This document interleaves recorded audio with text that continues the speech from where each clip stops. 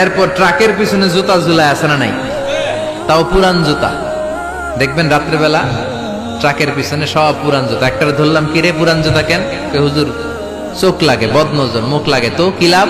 যেটা মুখ লাগাইছে ওটার গালে যায় আমার সিরা জুতা পড়ছে। কপাল পোড়া।